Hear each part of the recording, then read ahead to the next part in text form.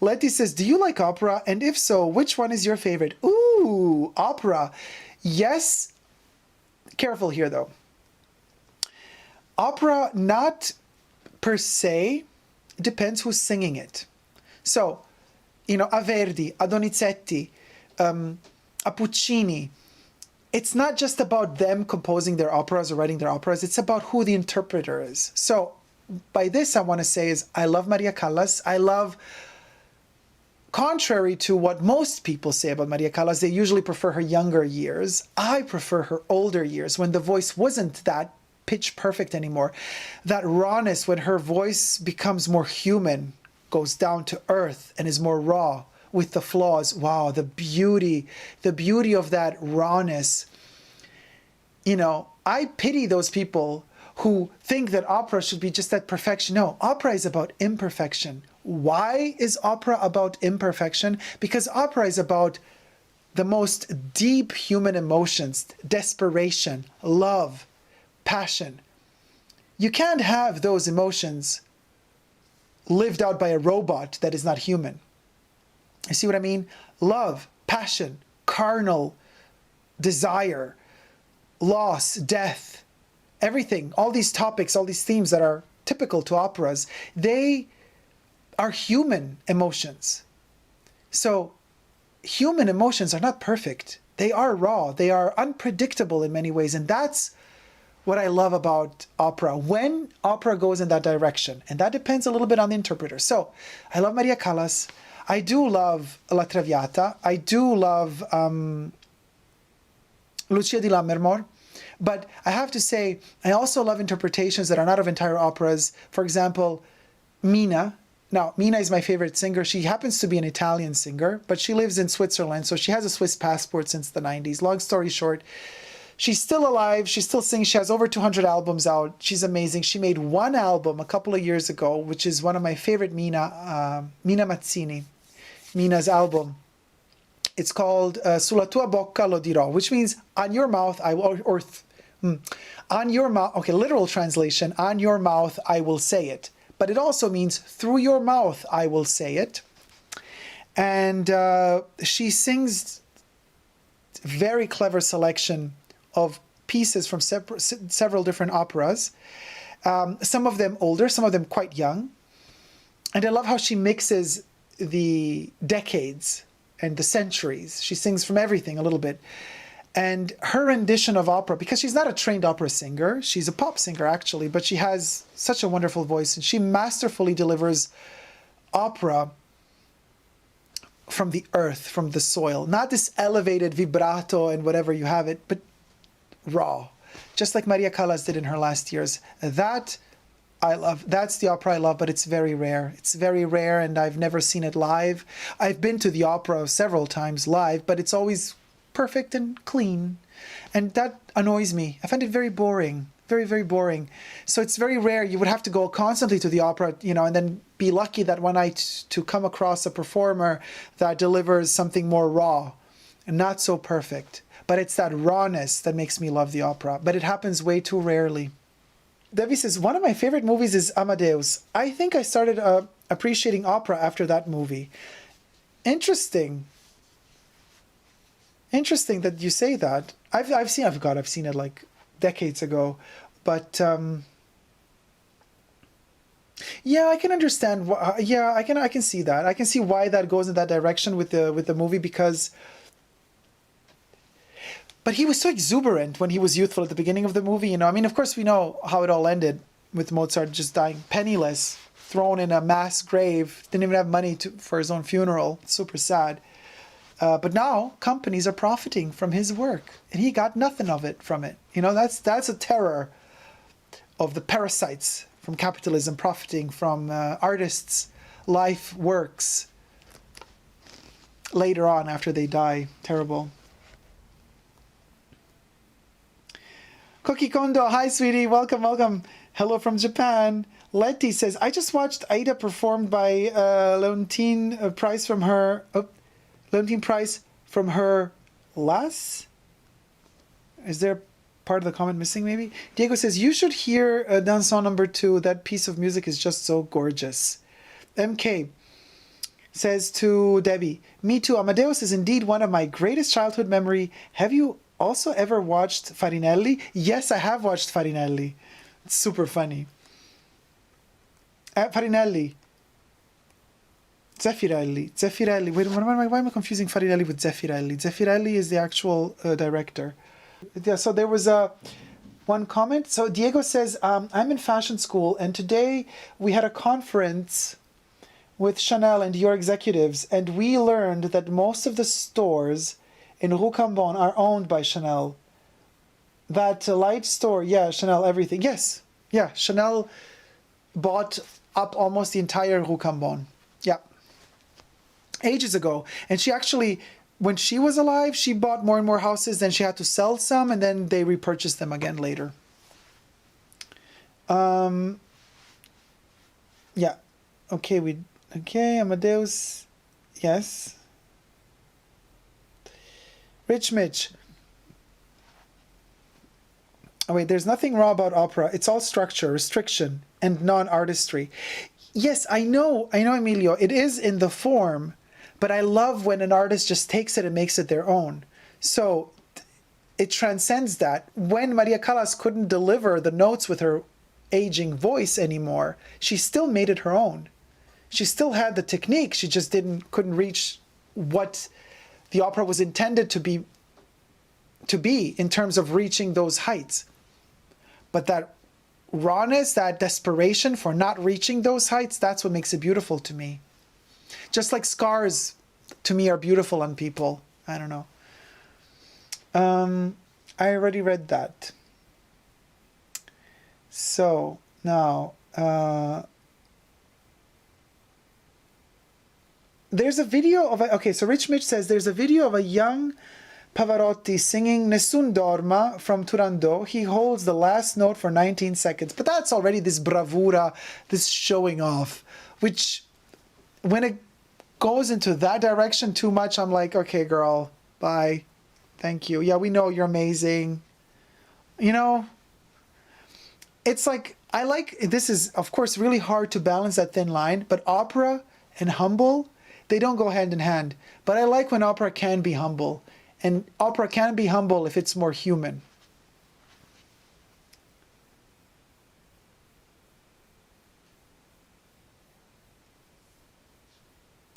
Letty says, 1985, her last performance, I think, brought me to tears. Just magnificent. Metropolitan Opera of New York. Food, Jana says, food is sacred. It shouldn't be wasted. I totally agree. Velasquez 2011, hello sweetie. Natalie Desai singing Rachmaninoff, vocalize. Koki Kondo, have you ever been to Japan? I would love to go ASAP. Trust you me, I would love to. Farinelli is about the castrato singer, yes. Debbie says, castrati, the good old castrati. Lucky Licks, have you studied music? I have not.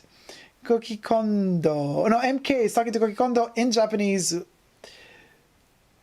Oh, Wadikwe or Wadike? Hey, hello, sweetie. How you doing? Welcome to the chat. Greetings from Moscow. Hello. Watermelon Antique. What are you currently reading? Favorite books of all time? Also, was Coco a spy? Any tea to spill? Okay, Watermelon Antique. No, a spy? No. Well, spy maybe in terms of spying other fashion houses, you know. Elsa Schiaparelli would be spying her. She would try to figure out what Elsa Schiaparelli was going to bring out. So, I mean, they had their people spying on each other, but the spy that you're implying, no. Second World War stuff, no. No. What am I currently reading? This is funny. I'm actually rereading The Garbage Pail Kids, the R.L. Stine, because, you know, he does Goosebumps, but now he, Topps asked him to actually write a whole, for now, trilogy, but it's going to be more books, hopefully, if they sell well, about the Garbage Pail Kids. And I love the Garbage Pail Kids so much. And this book is so cute. I started rereading it. You know, it seems as though the Garbage Pail Kids are orphans because they live in this house, you know, they don't have parents, and then the whole city is against them because the city is perfect and clean, and the Garbage Pail Kids are, you know, ratchet. And the city wants to kick them out, and they're fighting to try to stay in their home.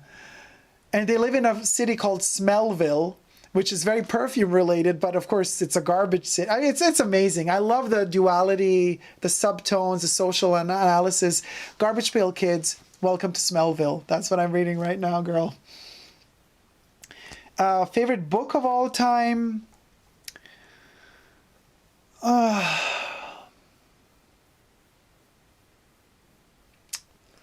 That's a difficult one. How can you pick just one book? I would have to think about that. It's hard because you go through phases in life, and then, you know, I used to love The Portrait of Dorian Gray. But I also really, really loved De Profundis, which is Oscar Wilde's letter to his father when he was imprisoned, when Oscar Wilde was in jail. De Profundis is amazing. Oh, it's hard. I would have to think about that. Okay, Koki Kondo and MK are exchanging information about Japan and Disneyland and Chiba Disneyland, not Tokyo. Okay. Robert says, another Russian here? What? Yeah, Robert, there's another fellow Russian here in the chat. Well, was. I don't know if still is. Koki Kondo, are you interested in kimonos? Yes, I am. I actually have a couple of kimonos, but not original traditional Japanese kimonos, more like cultural appropriation kimonos, you know, like when designers, European or American designers, make their interpretation of a kimono, which in today's day and age with political correctness would be considered cultural appropriation. But in the 90s, it was considered fun. So morals change. But I do also like really traditional Japanese kimonos, but I do not own one. I do not have one.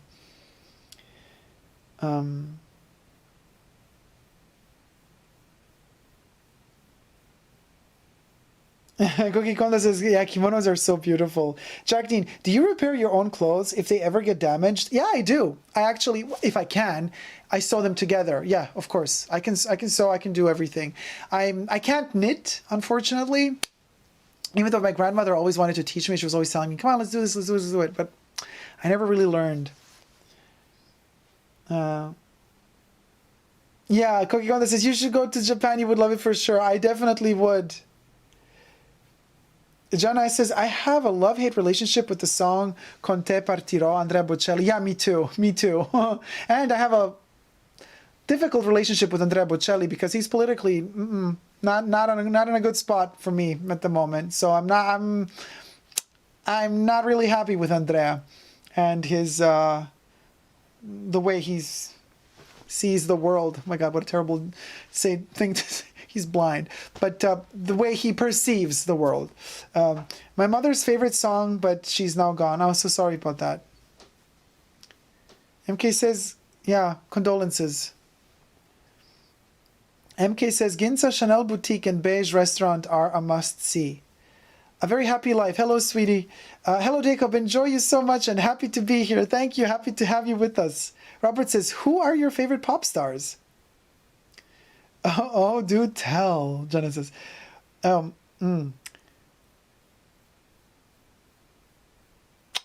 favorite pop stars. Well, Mina, again, she's also a pop star. She could also be a lyrical singer if you wanted her to be, but I like Mina a lot. I did like Madonna a lot when she was a pop singer in her prime. Even after her prime, but just the last 3 albums, no girl. Other pop stars, I like the Pet Shop Boys. I don't know, Emilio can be more a judge of what's pop, what's not pop, but I like Robin. I don't know if she's like always pop-ish, but I like Robin a lot. I'm more into like the synthie pop. So basically 80s stuff, like I really, really like Boytronic. That's kind of synthie pop. I like high energy music. So everything that Bobby Orlando produced, Bobby O, he produced for Divine. He also produced 123, which is a band I really like. They only made 1 album ever, and then they were gone. The Flirts. Bobby also did some stuff for The Flirts. You know, Passion. I love that song. I love Donna Summer. I Feel Love is the birth of everything, really. So I Feel Love is one of my favorites. Newer sounds and vibes. I really like The Knife. I know they don't sing together anymore, the brother and sister. They're kind of, I think they've dismantled their band, but The Knife, I love The Knife so much. You know, Subtract, but spelled only with the consonants, no vocals. I really like an album from a couple of years ago. I think it was like 2014, 15. I love the sounds and the vibes they made. I love Chromatics. I love the Chromatics. Everything they do, really. Well, they didn't do much, but I went to see them live in LA just a year ago in the Wiltern. That was real fun. Oh my God, Debbie. Eiffel 65. That's so funny.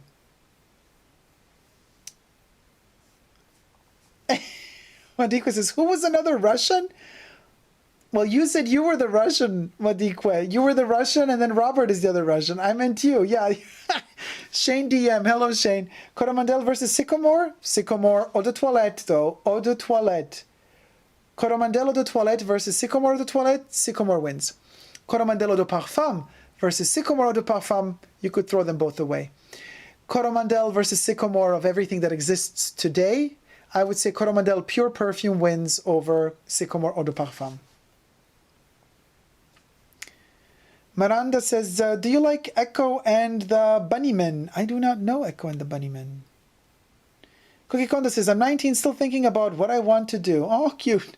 Life is your oyster, Cookie Kondo. You have whole life ahead of you. So you have enough time to figure it out. You don't have to force yourself to figure that out right now. Modern Talking. Oh, everyday products of Modern Talk. LOL. Sherry Lady. Girl.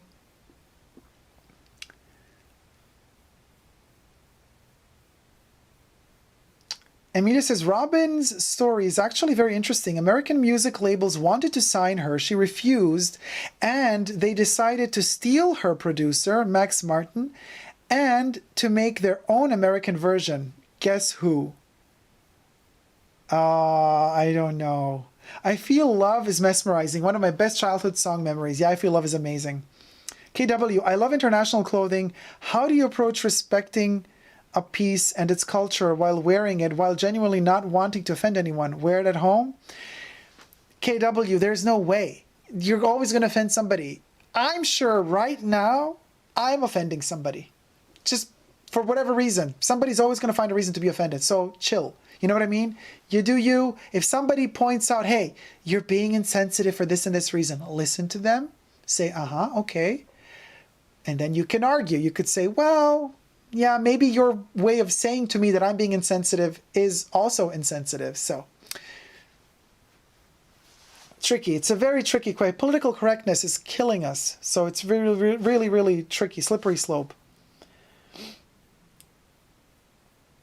Everyday products. I heard Encre Noire by Lalique is similar to Sycamore. It is very similar to Sycamore as it used to be formulated, Encre Noire, but I have the actual version of Encre Noire of today. It's so watered down, it's a mess.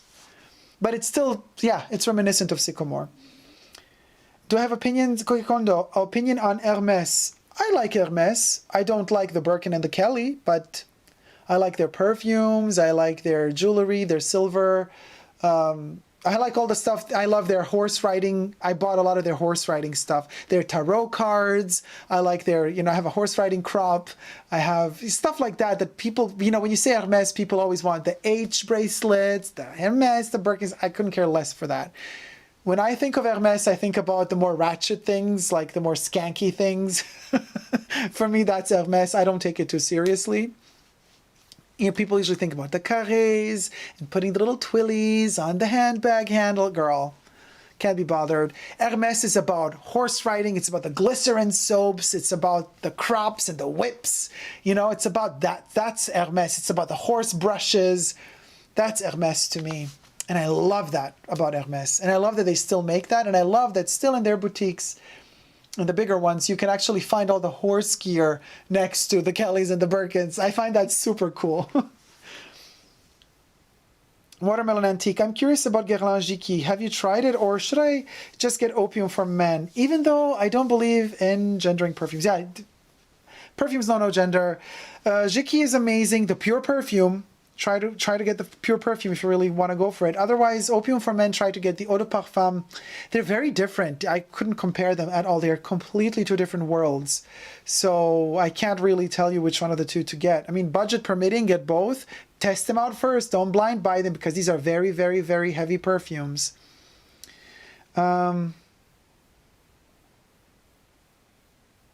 Yeah, MK says to KW, your garments are not nobody's business, just do you. I agree. Oh, Amelia says, so they copied Robin and created Britney Spears. She's the American version of Robin. Interesting. The shade and the plot thicken. MK says to Kondo, I love Japanese appropriation of Hermes and Chanel. Very different from the French. Everyday Product says, Hermes iPhone cover is overpriced. Yeah, like all iPhone covers from luxury brands. Some of them cost more than the iPhones, which is insane. Watermelon Antique, Hermes has tarot cards? That sounds fabulous. Yes, I have them. They're amazing. No, they're playing tarot cards. They also have regular playing cards, but they also have tarot cards. And they also have memory cards. They have a lot of different card games. Robert says, Dacob, have you ever tried Pure Malt, Pure Havane by Mugler? Yes, I have. Not a big fan. Wadikwa says, saw your unboxing of the Lion. It is epic. Fail for Chanel. Did they change the package? No, it's not an epic fail, dude. It's just, here, I have it here. Emilia's gonna go nuts. You mentioned something and I have it. Right? I have it here. It's just, you guys, it's not a big deal. It was just this thing, whatever. Oh, now it's kind of stuck, but... So the perfume bottle here's like, goes like that.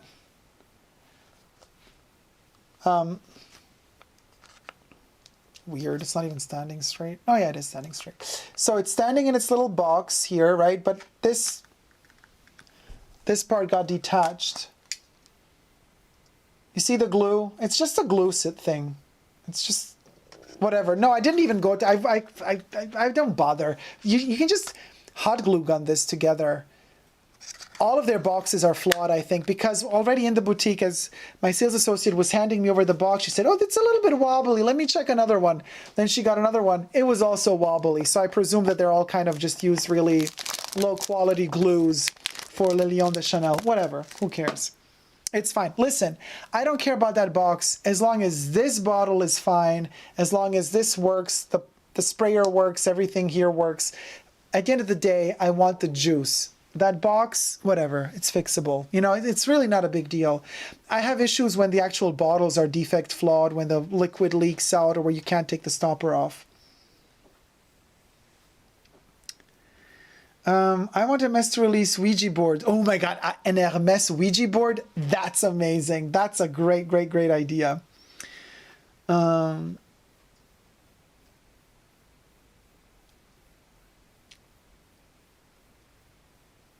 Jana says, everything Hermes is overpriced. Well, everything luxury is overpriced. I mean, everyday products, I want Hermes to release Ouija board. All right, I read that. So opinion on white tropical wool pants? No opinion. Miranda says, I've been wanting a new set of tarot cards. I have the classic Rider Waite set. I do not know, Miranda. I think, did you watch me do the tarot reading for Halloween? A countdown to Halloween? This is the tarot cards I used for the tarot card reading. This was really good. I really enjoyed working with these. Oh yeah, the classic Rider Waite set. So this is the AE Waite tarot. I guess this is also the classic Waite set. But yeah, that's the one I got for the Halloween tarot reading session. Some of you remember it still. Do you like anything diptyque? I do like Philosopos, and I just showed a candle like an hour ago or so from diptyque, which I also like. Jana says, for me, Chanel can do no wrong. I mean, they can. Nobody's perfect, but they do a lot of things right, so we're good.